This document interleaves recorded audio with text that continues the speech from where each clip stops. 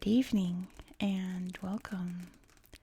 Tonight we will continue our read through of this magazine, Atlas of the Ancient World. We started this, 2 weeks ago. I will link the playlist up there, even though there's only one video. Don't feel the need to watch that before this one. I don't think it's going to matter what order you watch them in, but I'll link that there for you if you want to watch part 1. The whole gimmick of this series with this magazine is that I have not read anything in advance. I've only glanced at the pages that we're going to read, so I know which ones to read for you, but I've not read them. So you're kind of going to get my raw reactions to things. I'll probably mess things up and I'll leave them in for you so you kind of see what my dry runs, my dress rehearsals, my practices are like. And yeah, it's usually kind of fun. Let's see tonight. Tonight we are going to be reading about Sargon's Empire. I love the name Sargon. You know that's the name of a conqueror, right? Sargon. It says, according to legend, King Sargon of Akkad was a poor foundling inspired by the goddess Ishtar to take the world by storm. The bronze head from Nineveh below may represent him. I've only ever seen this saying that it's Sargon. This artifact. Whatever his origins, he certainly seized Mesopotamia in a fury. After overthrowing his king, he led troops into Sumer, conquered that land, and in the words of his own inscriptions, defeated 50 other rulers on his way to the Persian Gulf, where he washed his weapons in the sea. Wow. The glories of trade, it says. Sargon's empire began in conquest, but flourished through trade. The Akkadian governors the emperor sent to rule Sumerian cities were instructed to tear down the walls around those cities. By lowering such barriers and unifying his realm, Sargon promoted commerce within Mesopotamia and between that region and lands such as India, moving commodities including tin and grains across hundreds of miles of desert and mountains. Alright, let's dissect this map here. So the Empire of Sargon I of Akkad is in this peachy color, circa 2330 to 2220 BCE.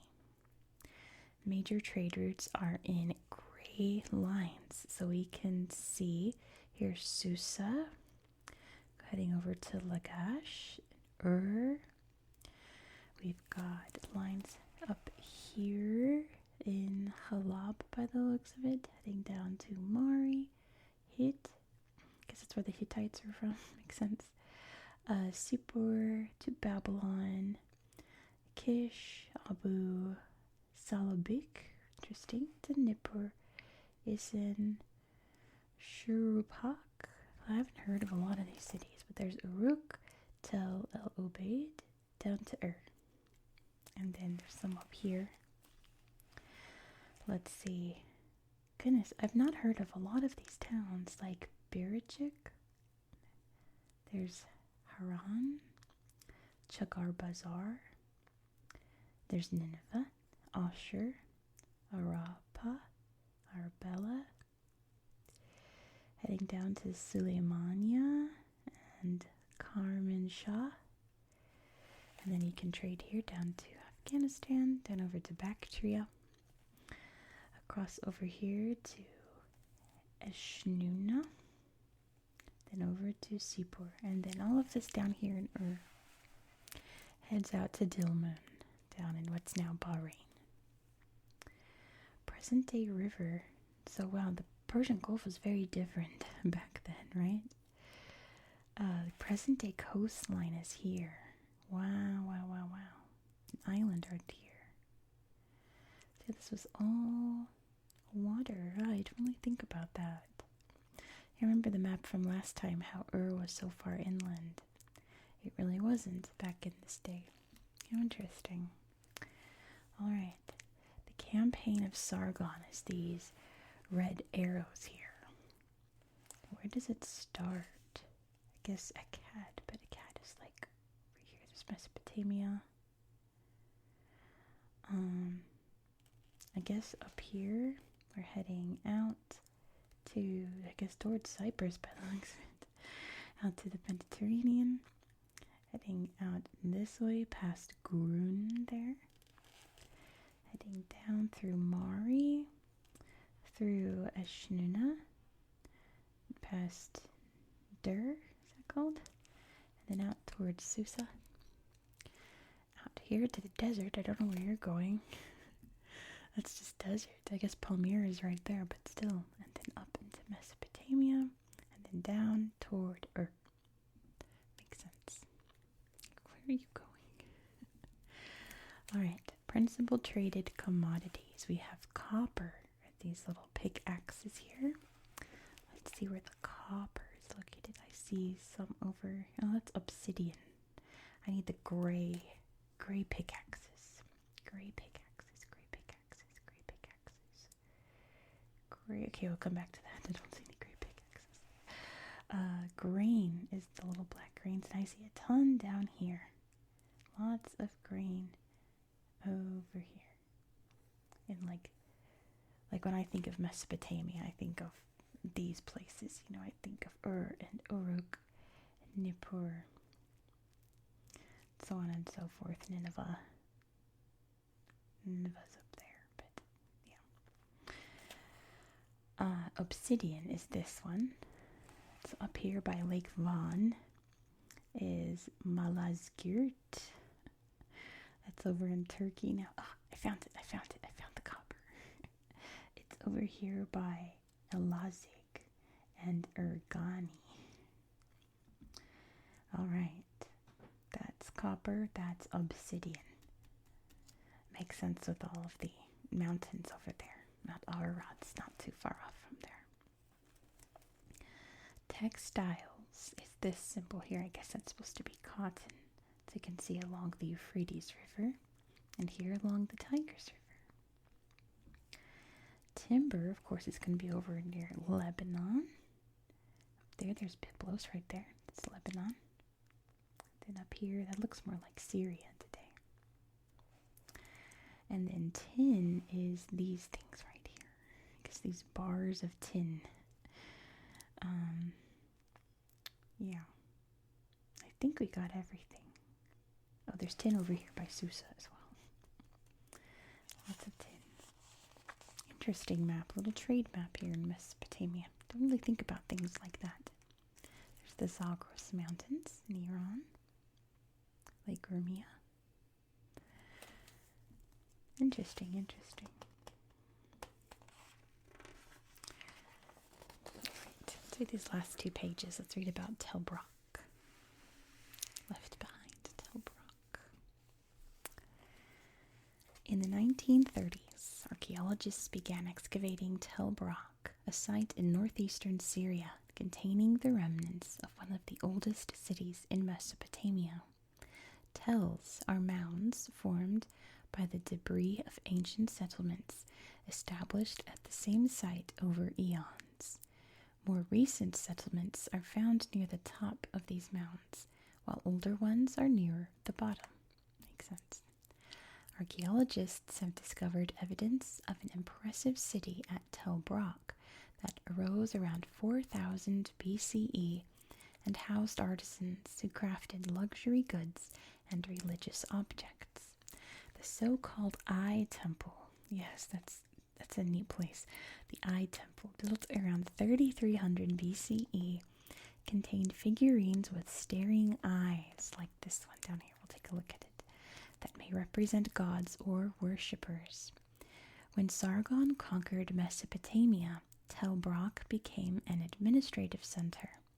His grandson Naram-Sin built an imposing palace or fortress there with walls more than 30 feet thick. In 2011, the advent of civil war in Syria halted excavations at the ancient city. Further work awaits peace in the region, which hopefully is coming sooner than later. So yeah, it's full of these kinds of things, and they're really eerie because you could like see the shoulders and a neck, but then it's just these big eyes just staring into your soul. Really creepy, and there's so many of them. Of course, all the ancient aliens people are like, well, obviously, if you just look at it, it's definitely a grave. No, it's not. It's definitely not. It's just something really cool. And it makes you kind of think, like, was this like a little totem that you could get at a temple that like people would come, like, oh, I want to go get the cool new eye statuette for my home so that I can have a good harvest or whatever. I'm just making stuff up. Or was there just like one guy who was really into eyes and just made like 100 of these? I don't know. I don't think there's 100, but there's a bunch. There's at least like 20 or so, maybe like 50. So I assume it was like a thing here that they did for whatever reason that represented something. Kind of haunting, isn't it? Makes you think about like your little knickknacks, and in when was this? 3,000? So in 5,000 years, like archaeologists be looking at your knickknacks and be like, what did this represent?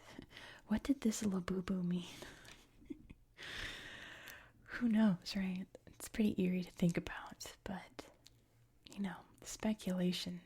Maybe this was like a labubu back in Mesopotamia. They're opening blind boxes at the Mesopotamian Pop Mart. This is the kind of stuff you get unscripted. I wouldn't have left that in the final video. But anyway, I wonder. We'll never know, but it's pretty cool. Alright, let's read this last thing about Priestess Enheduanna, one of the coolest people in Mesopotamia. After conquering Sumer, Sargon made his daughter Enheduanna the high priestess of the moon god Nana in Ur. She's seen above on a calcite disc showing a ritual offering, wearing flounced robes and a hat. Let's go find her real quick. This is her. Wow, that's Enheduanna. That's so cool. Let's find out why I'm nerding out over Enheduanna. Hers was a position of great importance, for Nana was the patron deity of that city-state, and his daughter, Inanna, known to Akkadians as Ishtar, was revered as the goddess of love and war.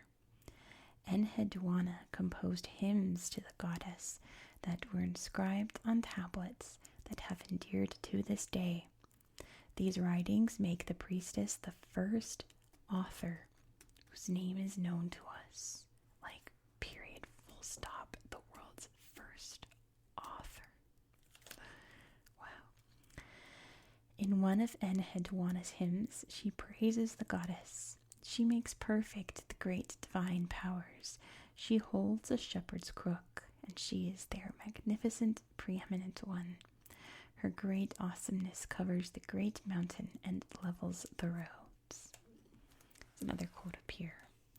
To build a house, to build a woman's chambers, to have implements, to kiss the lips of a small child of yours, Inanna. Interesting. But yeah, what was this? A calcite disc. See, like, what was this for? I mean, it's pretty cool. There she is doing an offering. That's so neat. I never knew that there was depictions of her that existed.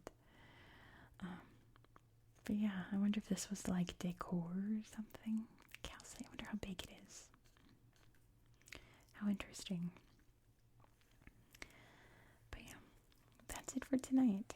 And these videos are pretty short. What time is it? Yeah, it's a pretty short video. But I mean, I don't want to go through this whole thing and be done in like 4 or 5 videos. Let's see what's next. It's the Ishtar Gate. Babylonians and Assyrians. Ooh, there's the Hanging Gardens. If they actually existed, that's probably what they looked like. that's it for tonight. Please give this video a thumbs up if you're still awake. Let me know your thoughts down below in the comments. I'd love to hear them. And I hope that you found this video to be relaxing and educational.